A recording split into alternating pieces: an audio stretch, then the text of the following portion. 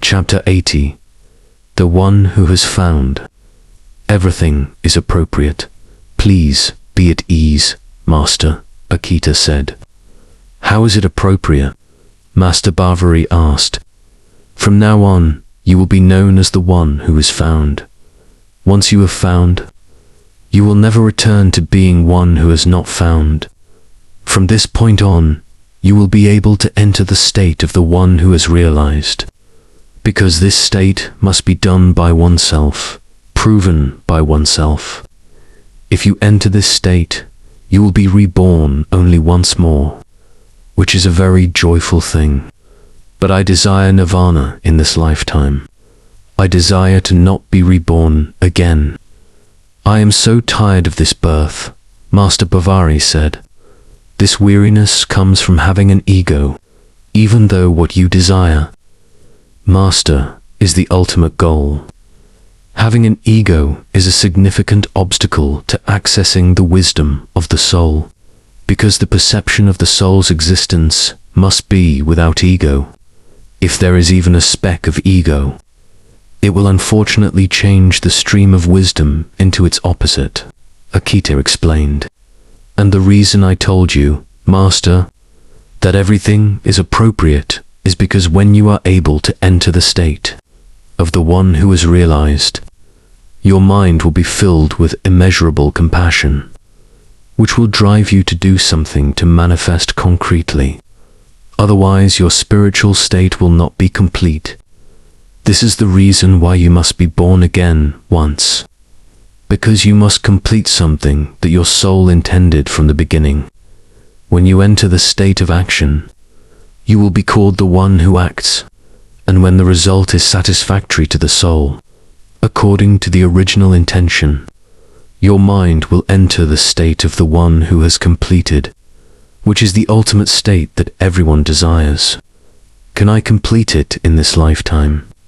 Master Bavary asked. You can, if you still have strength, because being the one who acts requires concrete expression. Completion is not just feeling complete, but it must be proven to be truly complete. Since you are now without strength, please set your intention for a new opportunity in the next life. And another appropriateness for you is the story that will unfold in your future. You will be reborn. You will be a young child who can attain the truth at the age of 7. I see that you will have enough time to be the one who acts and will have time to create countless good things.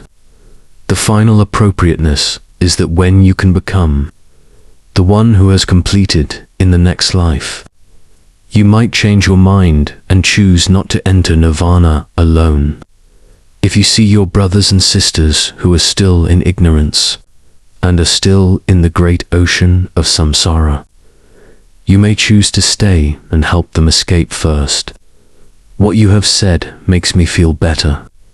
It makes me see that if one is the one who has completed, one can choose when to enter nirvana, right? Master Bavary asked. Yes, Lord, Akita replied. Your words make me not regret not having the opportunity to meet that great being, because your words are the result that makes me realize his real existence. It is as if he is standing right in front of me. I firmly believe that he is the great being who came to help sentient beings in this era, even though my body is now weak, without strength, not even able to raise my hands to pay homage. I am happy to have the opportunity to hear this noble Dharma from your mouth. If I had strength, I would get up and prostrate myself before you, as you are the representative of that great being. Master, you don't need to do that, because the Buddha doesn't want anyone to have faith in him. The true way to show respect to him is to have faith in oneself, to have faith in the spirit within oneself. That is considered showing gratitude to him, because the heart of being Buddha is to return to relying on oneself. If we give that faith to others, including giving faith to the Buddha, it means we do not have faith in the Buddha within us. It means we do not respect him, Akita said. I declare before you both that from this day forward, I will dedicate myself to propagating the being of Buddha. I will volunteer to lead the brothers and sisters on this earth out of ignorance. But alas, my physical body has reached the end of its lifespan. Therefore, I set my wish to be born in the Buddha's dispensation, to continue the existence of Buddha alongside the world in my next life. Akita, I thank you very much that you came to see me tonight. Otherwise, I would have to remain in this ignorance for who knows how many lifetimes. I do not feel any regret in this final moment, because I have had the opportunity to set my intention for what I will do in the next life. I set my mind to pray before you both. May the power of the merit I have accumulated throughout my life bring about my rebirth in the noble Buddhist dispensation as soon as possible, and may I meet the great Buddha being. Amen, amen, amen. Master Bavari spoke with a firm voice, expressing his sincere intention, before closing his eyes weakly, and this was his final sleep. Master Bavari passed away peacefully that night. He was 98 years and 11 months old. News of Master Bavari's death was sent directly to Savathi, his hometown, by a swift horse, and spread to his disciples and those who had received help from him. They all traveled to pay their respects and mourn with gratitude. His funeral was held simply, with King Pasenadi of Kosala attending in person, within the island area that was not yet a city. Visitors often referred to this place by the purpose of their visit, which was to receive gold coins from Master Bavari every year. Therefore, this island area had another informal name, Yuthrong, which means source of gold. Lord Foch, as far as I know, the word Yuthong is the name of a dynasty in Thai history, I interjected. Yes, over several hundred years, that place became more densely populated, with increased trade. This island area needed to be organized, so a ruler emerged, with a successor of King Pasenadi later administering it. It was established as a city almost 100 years after Master Bavari's death, with its suitable location for trade. This city had high tax revenue and later became more influential, expanding its power to conquer nearby territories.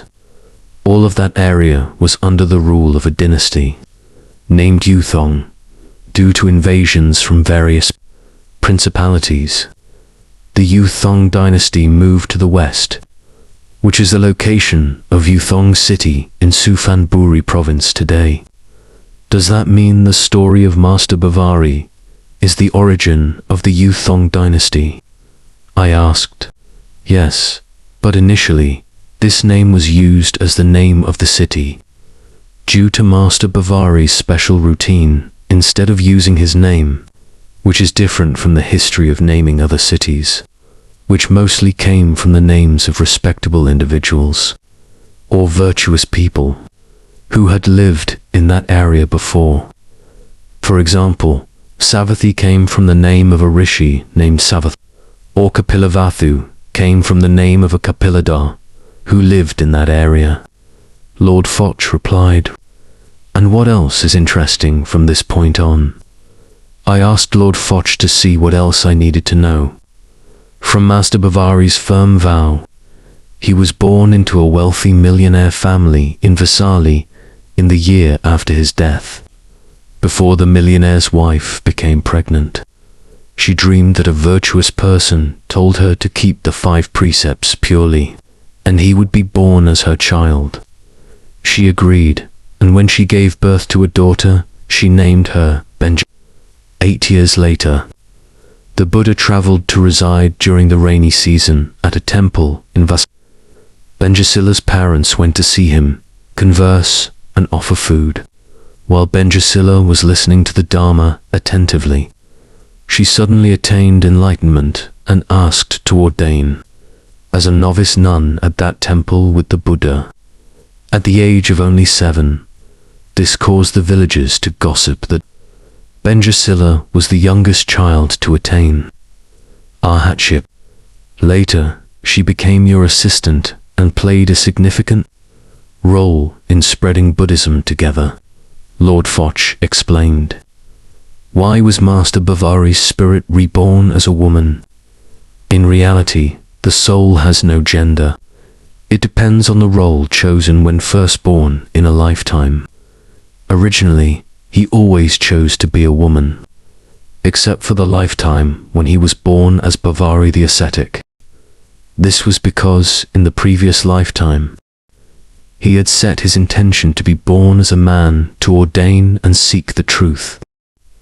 Because at that time, there was a belief that women had no opportunity to attain enlightenment and were often prevented from becoming monks. He had the experience of being a man as he wished and became a monk as he intended. When this soul released that intention, it returned to its original code. And what you said about Master Bavari becoming my assistant, what is that story? I asked. The story of having lifetimes is so complex that it is difficult to explain to you in a short time, because it spans a very long period, and every story has a reason for subsequent lifetimes. If I were to take you through all the details, it would take thousands of years.